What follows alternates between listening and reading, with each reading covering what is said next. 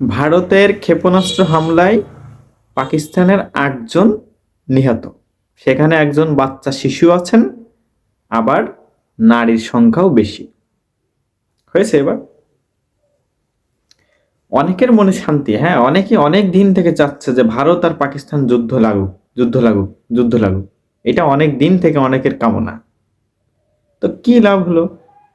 শুরুটা কোথা থেকে? পেহেলগামে, কাশ্মীরের পেহেলগামে সেখানে একটা জঙ্গি হামলা হয়েছে, সেখানে 5-7 জনকে হত্যা করা হয়েছে। আচ্ছা, ব্যাপারটা কি এরকম করা উচিত ছিল না যে যারা কাশ্মীরে হত্যা করলো তাদেরকে তদন্ত করে খুঁজে খুঁজে তাদেরকে সেই পাপের শাস্তি দেওয়া? এটা কি উচিত ছিল না?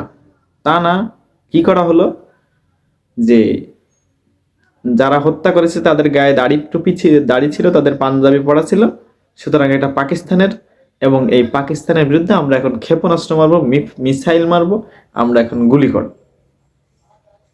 তাতে করে কি হবে? পাকিস্তান উচিত জবাব পাবে, এরকম একটা ব্যাপার সামনে আনা হবে। কিন্তু আমার মনে হয় এই যুদ্ধ কখনো কোনো সমাধান আনতে পারে না।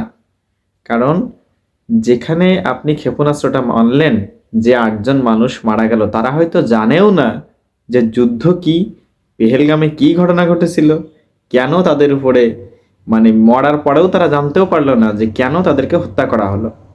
মানে ব্যাপারটা এরকমই, যুদ্ধ জিনিসটা এরকমই। তো আমার মনে হয় এটা হচ্ছে ষড়যন্ত্র। এখন কি করা হবে?